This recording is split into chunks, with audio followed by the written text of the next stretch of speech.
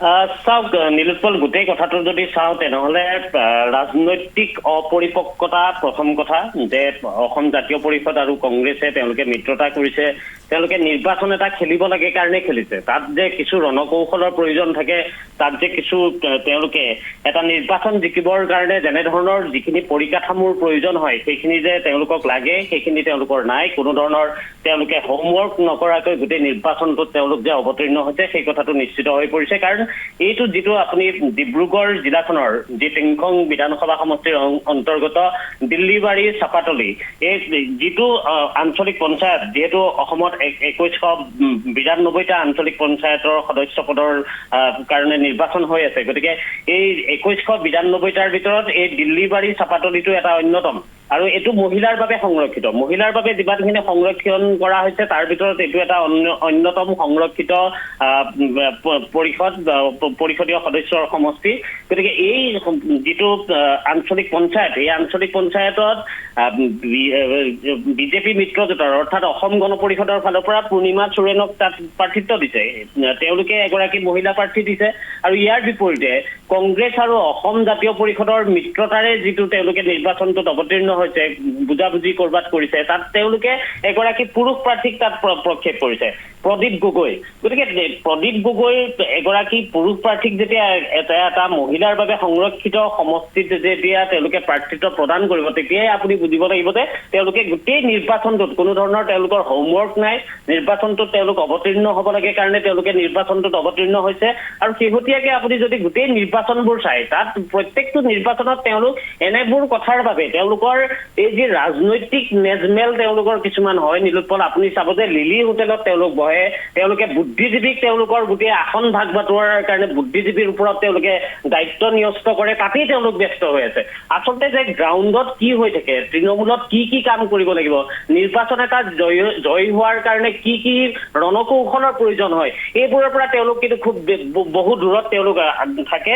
তেওঁলোকে একমাত্ৰ টিভিৰ সন্মুখত তেওঁলোকে কিছু ভাষণ তেওঁলোকে স্পষ্টভাৱে ৰাখে, তেওঁলোকে সংবাদমেল সম্বোধন কৰে, সংবাদমেল সম্বোধন কৰি আপুনি চাব যে বিজেপিক তেওঁলোকে গালি পাৰে। কিন্তু বিজেপিক গালি পৰা যিকেইটা ৰাজনৈতিক দল, আপুনি কংগ্ৰেছ হওক, অসম জাতীয় পৰিষদ হওক, তেওঁলোকৰ কোনো ধৰণৰ হোমৱৰ্ক কিন্তু নাই। তেওঁলোকে তৃণমূলত গৈ কোনো ধৰণৰ কাম নকৰে, তেওঁলোকে সংগঠনৰ কাম নকৰে, তেওঁলোকে একমাত্ৰ সংবাদমেল সম্বোধন কৰে, তেওঁলোকে বুদ্ধিজীৱীৰ ওপৰত দায়িত্ব ন্যস্ত কৰে, ক'ত কি সমষ্টি ভাগ কৰিব লাগিব, 26ত তেওঁলোকে চৰকাৰ গঠনৰ সপোন দেখে। কিন্তু এই এনেকুৱা এটা য'ত মহিলাৰ বাবে সংৰক্ষিত আঞ্চলিক পঞ্চায়ত এটা, তাত তেওঁলোকে পুৰুষক প্ৰাৰ্থিত্ব দিয়ে। তাতে ভাবক আপুনি, তেওঁলোকে এই যে গোটেই নিৰ্বাচনটোত ক'ত কেনেধৰণে তেওঁলোকে অৱতীৰ্ণ হ'ব, কোনটো সমষ্টিতে ক'ত তেওঁলোকে প্ৰাৰ্থিত্ব দিব, ZPC কোনটোত তেওঁলোকৰ খেলিব, আঞ্চলিক পঞ্চায়তত কোনে খেলিব, তাত গাঁও পঞ্চায়তৰ সদস্য যদিও এইবাৰ ৰাজনৈতিক প্ৰতীক চিহ্ন নহয়, যিহেতু দুটাকৈ প্ৰতীক চিহ্নত মাত্ৰ দুটা নিৰ্বাচন হ'ব, এটা হৈছে আঞ্চলিক পঞ্চায়ত, 2192টা আঞ্চলিক পঞ্চায়তৰ সদস্য পদ আছে, তাত প্ৰতীক চিহ্নত নিৰ্বাচন হ'ব। আৰু ZPC 397টা প্ৰতীক চিহ্নত নিৰ্বাচন হ'ব। এই যি দুটা নিৰ্বাচন, এই নিৰ্বাচন দুটা খেলাৰ ক্ষেত্ৰত তেওঁলোকৰ যেনেকুৱা ধৰণৰ আচলতে তেওঁলোকে গম্ভীৰতাৰে লৈ নিৰ্বাচনটো খেলিব লাগে, তাত কিন্তু তেওঁলোকে সেই গম্ভীৰতাৰে তেওঁলোকে লোৱা নাই। এটা সহজভাৱে তেওঁলোকে লৈছে, খেলিব লাগে কাৰণে তেওঁলোকে খেলিছে। আৰু তেওঁলোকে এইটোৱেই ক'ব যে বিজেপিয়ে ভীতিগ্ৰস্ত তেওঁলোকক কৰে, ভয় ভাবুকি তেওঁলোকে দিয়ে, তেনেকুৱা ধৰণৰ কথা কিছুমান তেওঁলোক লাগি থাকিব। কিন্তু তেনেকুৱা ধৰণৰ তেওঁলোকে এতিয়া বহু অভিযোগ তেওঁলোকে আনিব। কিন্তু এই যে গ্ৰাউণ্ডত যিখিনি কাম কৰিব লাগে, নিৰ্বাচন এটা জয়ী হোৱাৰ ক্ষেত্ৰত কি কি কাম কৰিলে, কি ৰণকৌশলৰ মাজেৰে নিৰ্বাচনটো খেলিব, নিৰ্বাচন প্ৰবন্ধন তেওঁলোকে কেনেধৰণে কৰিব, তেওঁলোকে প্ৰচাৰ ক'ত কৰিব, প্ৰাৰ্থী কাক দিব, এইবোৰ কিন্তু তেওঁলোকৰ ঠিক হোৱা নাই। হয় ৰাজু বৰুৱা, যি কাণ্ড সংঘটিত কৰিলে কংগ্ৰেছ আৰু AJPয়ে, যিহেতু তেওঁলোকে মিত্ৰতাৰে তাত ইলেকশ্যন খেলিবলৈ গৈছিল, য'ত তেওঁলোকে মহিলাৰ বাবে সংৰক্ষিত এটা পঞ্চায়তত পুৰুষক প্ৰক্ষেপ কৰিলে, ইয়াতকৈ আৰু লজ্জাজনক কথা একো হ'ব নোৱাৰে, ইয়াতকৈ আৰু অপৰিপক্কতাৰ কথা একো হ'ব নোৱাৰে। এতিয়া তেওঁলোকে যি লজ্জাজনক কাণ্ড সংঘটিত কৰিলে ৰাজনৈতিকভাৱে, এই কথাই ৰাজ্যখনৰ অন্যান্য পঞ্চায়তসমূহতো যিসকলে তেওঁলোকে প্ৰাৰ্থী দিছে তেওঁলোকক বেকফুটত ঠেলি নিদিবনে?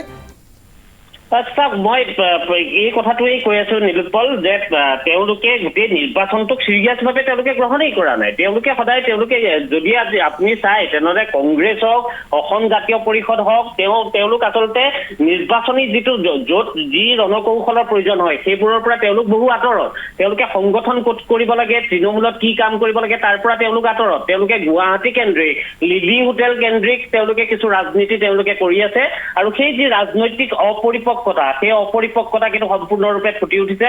আপুনি চাওক প্ৰদীপ গগৈক তাত প্ৰাৰ্থিত্ব তেওঁলোকে দিছে য'ত মহিলাৰ বাবে সংৰক্ষিত এটা আঞ্চলিক পঞ্চায়ত। সেই আঞ্চলিক পঞ্চায়তটোত মহিলাৰ বাবে সংৰক্ষিত হৈ থকা পূৰ্ণিমা চুৰেনক যিহেতু অসম গণ পৰিষদে দিছে, নিশ্চিতভাৱে তাত অসম গণ পৰিষদৰ প্ৰাৰ্থীগৰাকী ইতিমধ্যে জয়ীয়ে হৈছে, বিনা প্ৰতিদ্বন্দ্বিতাৰে তেওঁ জয়ী হৈছে, কাৰণ প্ৰদীপ গগৈ তাত প্ৰাৰ্থিত্ব তাত নস্বাত হ'ব।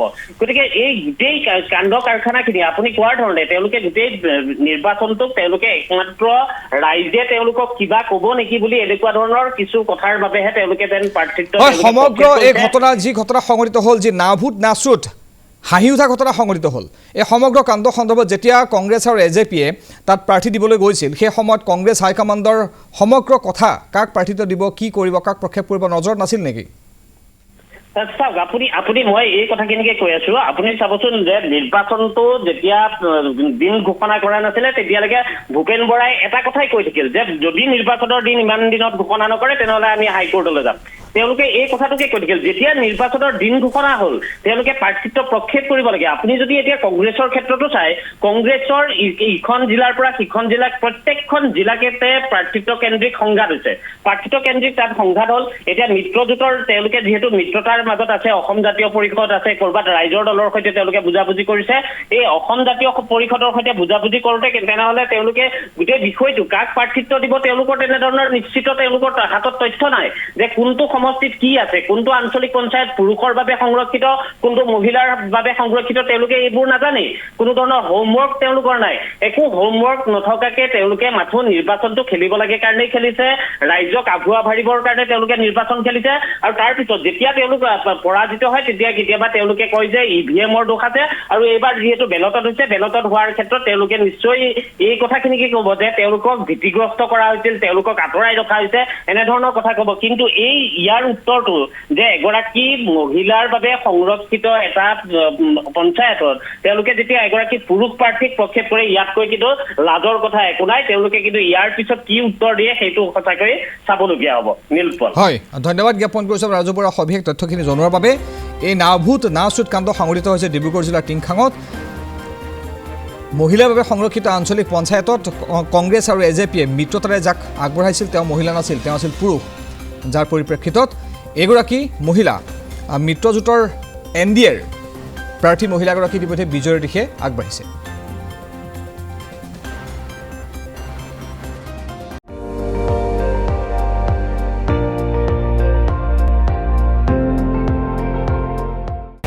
আপুনি চাই আছে ND24, সৰ্বশ্ৰেষ্ঠ নহয় সৰ্বোত্তমৰ দৌৰ।